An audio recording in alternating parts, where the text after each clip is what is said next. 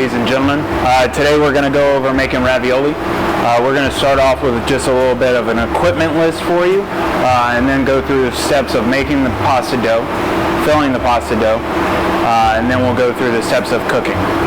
What you'll see here today is similar to what you'll get. You'll receive flour and egg yolks separated. I've already taken the time to combine my salt into my dry ingredient and then my oil into my egg yolks. You'll receive it separately. We're going to go over the method of making it tabletop and also making it a stand mixer. So that way if you have a stand mixer, you can kind of see that method, and if you don't, you also don't need one. If you have a rolling pin, or if you have a pasta roller, or if you have the pasta attachment for your KitchenAid, if you have that, all of these make your life a whole lot easier. At the same time, if you don't have this product, I would recommend at least having a bottle of wine to roll your pasta dough out. We are also going to give you a oopsie daisy bag of pasta dough. It's basically if you run into issues, you drop your pasta dough on the floor, or you have some kind of problem like that, you'll have a in case of problem, please open bag.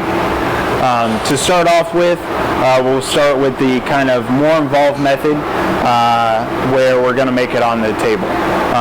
What I'm going to do is I'm going to sit here and spread out my flour. I'm going to actually use the bottom of the container to make a little well. A well just refers to a spot in your flour that now I can add in my wet ingredients to it. One of the reasons I do this versus trying to do it with my hands and scooting it out is I always get a little bit taller of an edge when I do it with this method versus trying to just scoot out. It's not as vital in a stand mixer. I still take the time to make a well, but it's easier to just do it with your hands. Now that I've taken that time, I'm going to add in my yolks. These are both measured out in grams just to create a higher level of consistency to them. That way you can run into a little bit of variance. Every yolk is a little bit different in size, and it doesn't have to be so precise that it's down to the gram, but it's helpful to kind of start at an easy point. I like starting off with a fork, and I'm just going to slowly stir it. One of the big things for this method is that it's easy to kind of get impatient and want to rush the flour into it. What happens then is that a lot of times, instead of having a consistent dough throughout, what you end up with is a dough that has dry pockets on the outside and wet on the inside, and that's more frustrating when you get to the rolling spot, because then you'll probably have pockets of unhydrated flour and then other pockets where it's way more yolky. So we're just going to take our time to make sure that we're not impatient.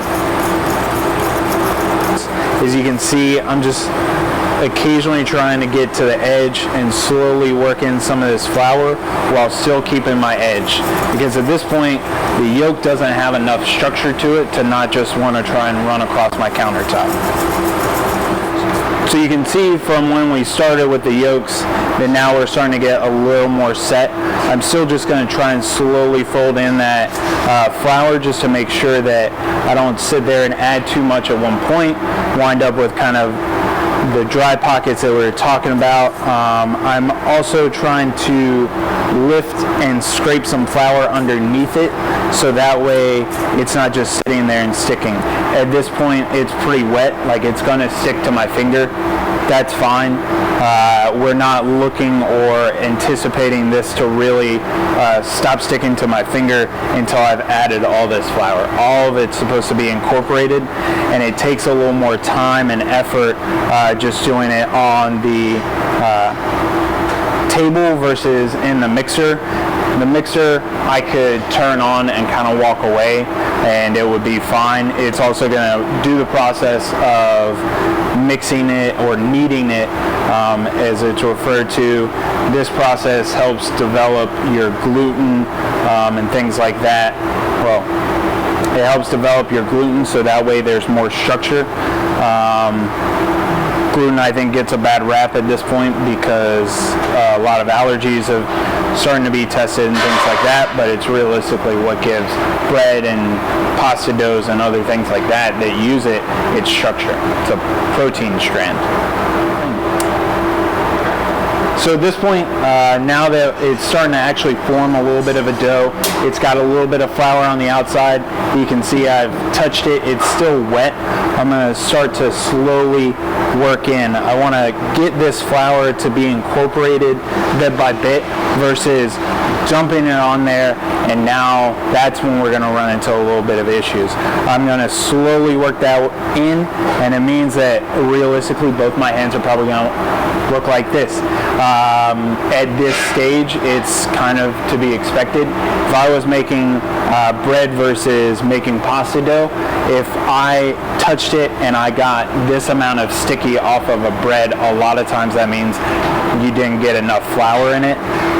My flour is still half of it on the table, so I know that at this point I'm just going to start working that in, sprinkle it on. Takes a bit of time to get it to actually fully incorporate, but I don't want to rush it. I tend to be a little impatient and most of the time wind up with dry pockets. So if I'm kneading, a lot of times what I'm doing is I'm pushing with the ball of my here and creating a straight line. It's easy to try and push it with this part of your hand or the side or things like that. This straight line helps to make sure that your wrist isn't getting hurt. And what I'm doing is I'm pushing, and then I'm going to turn, quarter turn, and then do the same thing. So I'm slowly, and you can still see like I'm still getting flour, or I'm still getting stick, and that's fine. That's what we're anticipating with this amount of flour, but what I'm going to do is I'm going to slowly run it into the flour, so that way it's going to slowly incorporate it and it's going to build. This is going to be a little bit of a workout because we want to develop gluten for something like a pasta dough because we want it to have structure. We want it to have the ability to be dropped into water and then not just fall apart. Pasta dough, though, is a type of dough that if just dropped in water and left to boil, it will fall apart. The convenience of fresh pasta is it takes moments versus what you're used to with dry pastas where it might take 10 to 20 minutes based off of size, thickness, and things like that. It can be frustrating because it can start to kind of toughen up. You can see how it's springing back. I'm starting to develop a lot of that gluten as it starts to hydrate, and I'm starting to work it around. You can also see how the hand that I'm pushing into it is starting to dry off a little bit.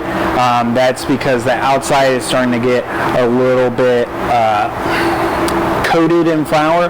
So I'm going to try and avoid for a moment to get any extra flour into it. You can also see it's starting to have like these gaps in the dough. That's a lot of times from a spot that is getting a little too dry. What can also help in this moment, if you're running into a problem with the dough actually incorporating or getting too tough for you to push, is give it a moment to rest. It's easy to kind of overwork yourself or overexert yourself. I feel like I'm already starting to get a little winded just by pushing this dough for a couple minutes. It takes time. So I'm going to actually, that's also an easy trick. Rub your hands together. If it still doesn't come off, like all the little bits and particles, take up some of the flour, do it there. It'll help dry it out a little bit and get it off of your hands and onto your work table. So we're going to go over right now. This dough is pretty tight, so I'm going to give it a moment to relax so I can work in the rest of the flour to it and actually go over the method of doing it in a mixer. At this point, we've got a shot where we're seeing in the bowl. You can see that I've made a well as well. And all we're going to do, raise it up, and we're going to put it on stir. it's going to slowly do the same thing that a fork motion would do. So I'm not trying to mix it super fast. This is also going to help me with kneading. It's going to slowly pull in the flour, mix it really well, and not cost me as much of a workout.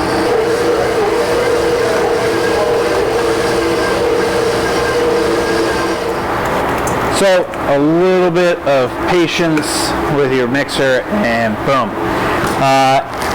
One of the big differences between this and this is appearance-wise, while the flour is trying to be incorporated, it's going to look like it's shearing and ripping a lot. It just takes a little bit of time. You'll eventually want to turn your mixer up because as the dough develops, it becomes a little tougher. But now at this point, you can see I've got an empty bowl.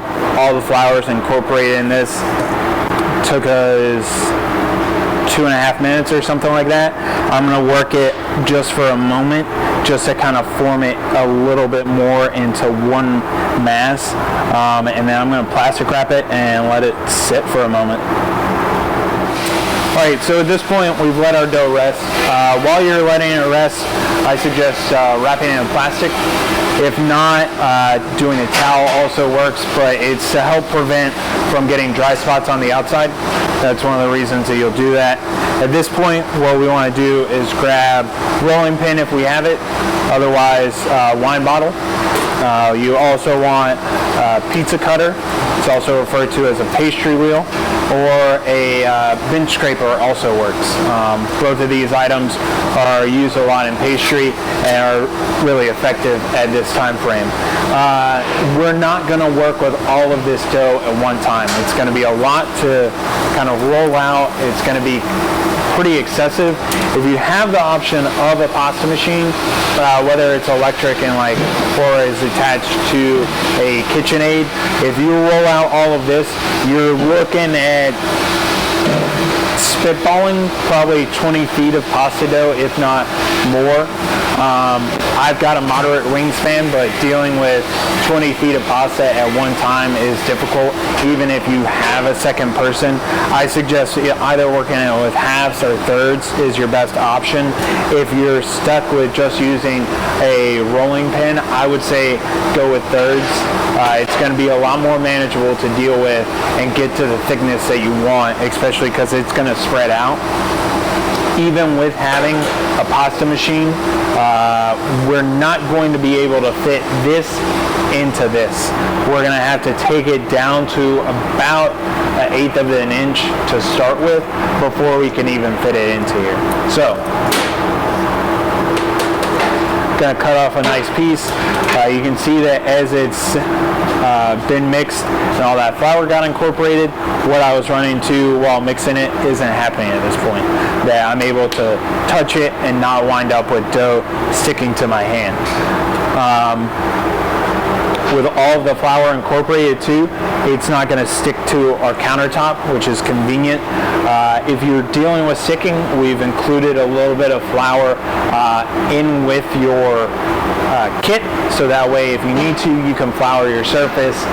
Most of the time you'll only have to deal with that if all of your flour didn't get incorporated, or if you have dry pockets. You can also utilize the dough that we provided at this point if you're running into a lot of issues with sticking. At this point, I'm going to start rolling. Little tips and tricks. A lot of people will put pressure as they roll back. This actually puts a lot of pressure on joints and things like that. You want to push out and then come back and let the out motion be where you put pressure, versus this back and forth. It wears your joints. You might not notice the first time that you make it, but you do it on a daily basis, or you do it a couple times, you're going to be looking at some hurt joints and things like that. So what I'm doing is I'm trying to get a little bit of a rollout each time that I'm rotating. I'm trying to keep it, most of your pasta machines are going to be about yay wide, so I'm trying to keep it long versus round. Not as important if you're sitting here and rolling it out by hand. It does take a fair amount of effort. With what shape we're going to make, it's actually referred to as agnolotti. It works out well to also be a long sheet. This makes it a little easier if using a pasta machine because it's going to give you a long sheet. You're able to pipe out on it and easily just fold over. You'll see what we're talking about a little later on. But most of the time, if you're making ravioli as well, it's just effective to make a long sheet versus little patchwork or things like that. The more surface area you have, the easier it is to make either spots, or if you have one of the ravioli sets where you can lay a piece of pasta down, fill it, set on top. Having a long sheet is a little more effective than having squares as well.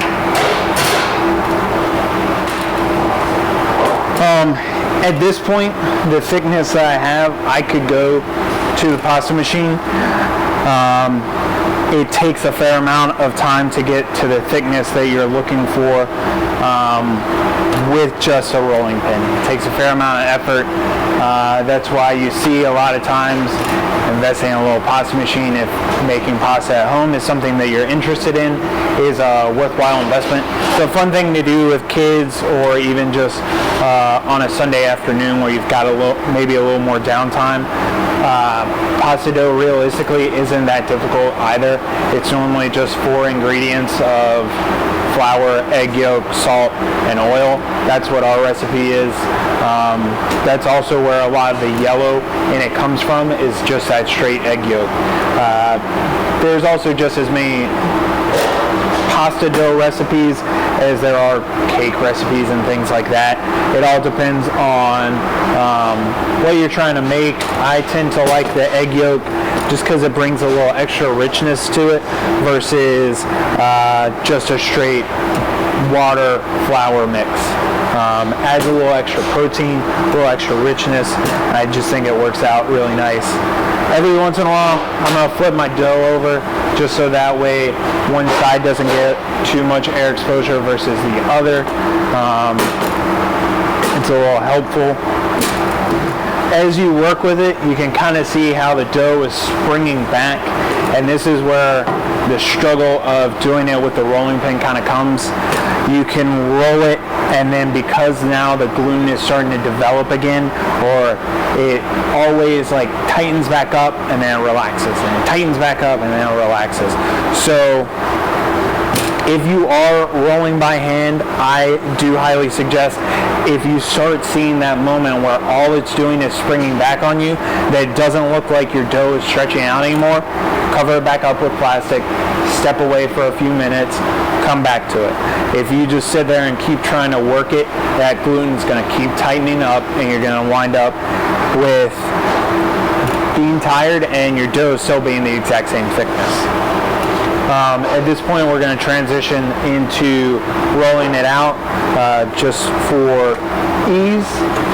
The convenience at the same time is that where if I was rolling by hand, I would want to stop for a moment. This, now that I've got it to the thickness that I want, I'm going to trim it so it fits. At this point, I do suggest rolling on each number twice. This helps make sure that it sets up that number, that you're not going to get to the next one and start seeing tearing on the edges. A lot of times that's a sign that you're not getting it even and flat. So I've rolled it through one time. My edges are still nice and clean. If you push too quickly on it, you see a little bit of shearing. It tends not to be as even. You run into a little bit of issues. I'm just going to try and keep it from... The dough tends to like to find one edge, and it is what it is. It's nice to have these clean edges so that way as I'm rolling it, it's not pinching as often. Most of your pasta sheeters, what we're looking for is about that 2 range.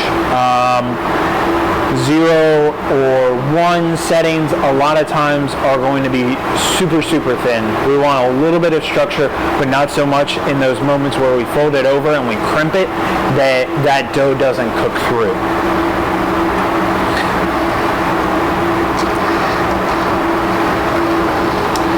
The convenience of a regular pasta machine is that it's never going to roll the wrong way. Most of your hand cranks, you want to go clockwise to get it to roll through. And now it's just taking the time to process the dough. If you are using a KitchenAid, I do not suggest putting it on the fastest setting that you have. Even for myself, that's still a bit quick and it just feeds through so fast that it can be difficult to work with the dough at that point. You can already see how a dough that started off as about this is slowly increasing. Pretty much every time we go down a number, it's going to double the length. So this, even on its own, we're going to start folding it over and it's going to be a little more cumbersome to deal with.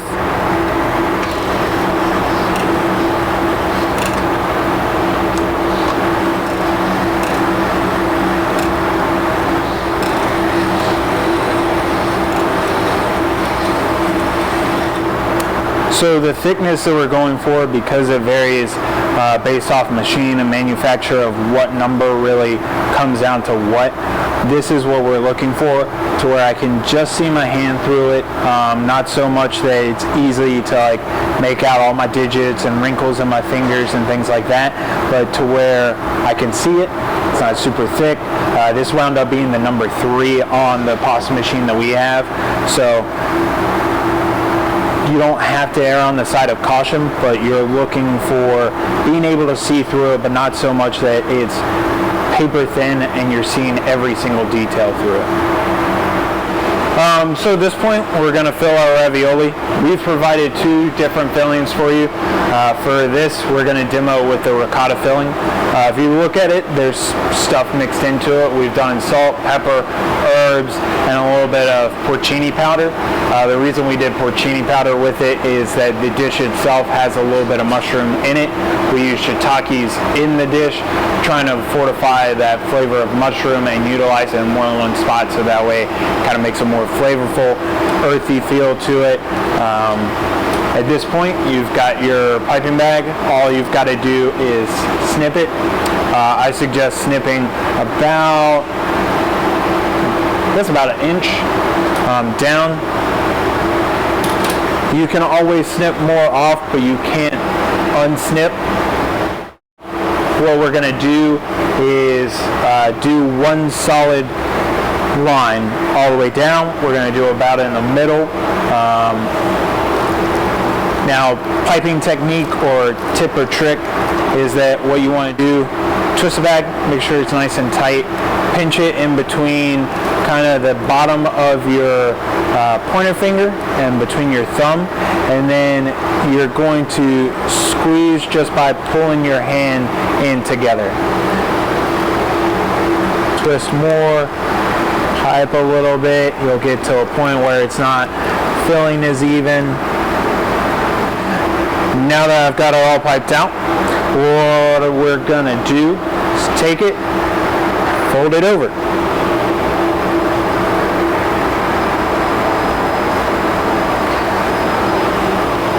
Take kind of your outside of your hand.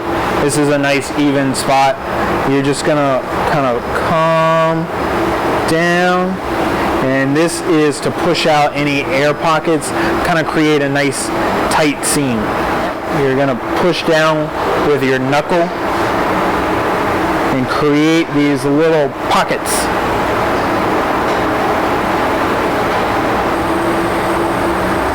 You want to do enough pressure that way the doughs on either side stick to each other and push in. This is helping to seal. That little bit of moisture that you just got from your filling is going to help to rehydrate, so that way it's easier for it to stick. So now that I've got my nice long sheet, I've got my fill, my edges are nice and crimped. We're going to come through and cut where we docked at. A lot of times what you see is that the ravioli is folded over like this. You don't have to take the time to make sure.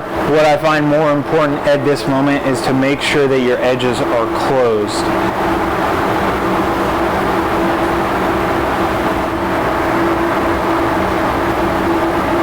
Alright, so now that we've filled our pasta, we're going to start cooking.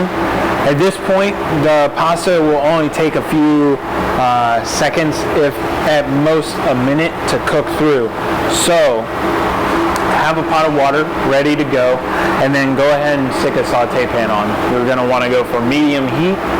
Your ingredients for this pasta dish include pearl onions, cherry tomatoes, shiitake mushrooms, spinach, bacon, peas, and cream.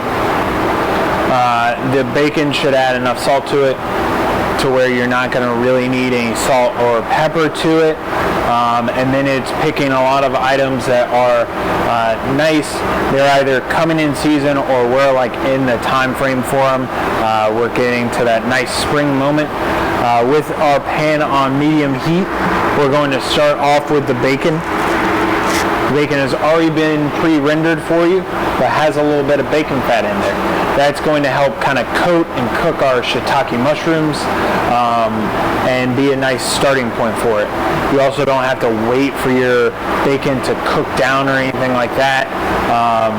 So it's a little ease of use for you. A lot of these items are going to be last moment adds.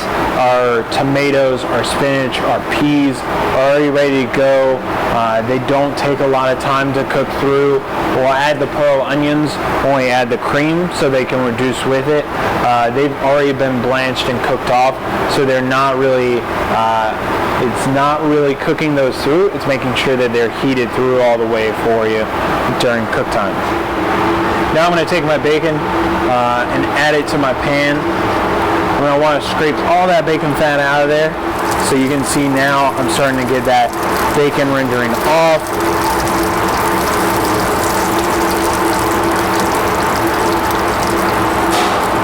It's only going to take a moment. We're going to want to let it warm up though before we add in our mushrooms, so that way the mushrooms have something to cook them.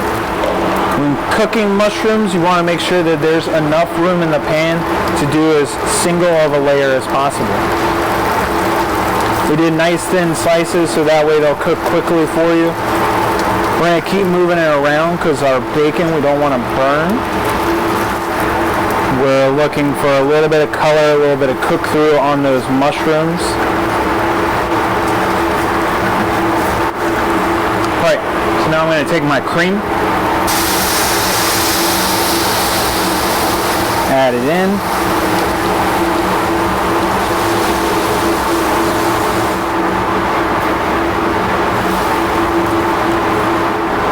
So now that I've added my cream, I'm also going to add in my onions. And at this point, we're looking for this to reduce a little bit. By a little bit, we're looking for kind of a sauce consistency. Instead of adding a lot of Parmesan or something like that and kind of overwhelming the vegetables, we're going to let them kind of meld together with that bacon, the mushrooms and things like that. Right now, we're going to reduce this at least by half. The reason why we're adding the onions now is so that they have the opportunity to heat through. With the other vegetables, they're softer or quicker cook time, so we're not as concerned about them heating all the way through. Tomatoes very easily turn to mushy things. Peas are so small that they heat through almost instantly, and spinach breaks down really quickly as well. We can even add those items at the same time or even after we add our pasta.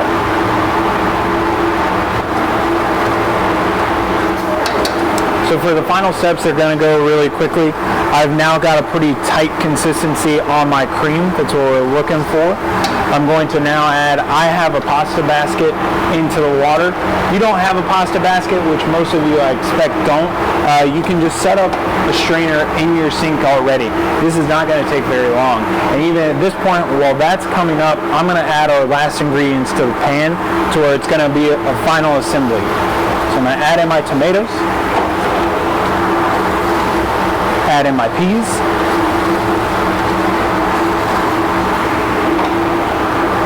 Add in my spinach.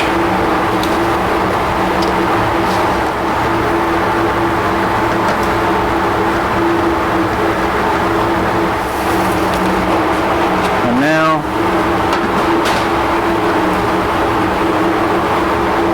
ravioli. I highly suggest as large of a saute pan as you have for this process. Kill the heat. I suggest trying it for personal preference. See if you want salt or pepper. We tried to gauge it as a nice balanced dish without having to add a whole lot of salt and pepper to it. That way you get home, quick, easy assembly. You get to try it. We're going to bowl this up and have a nice lunch.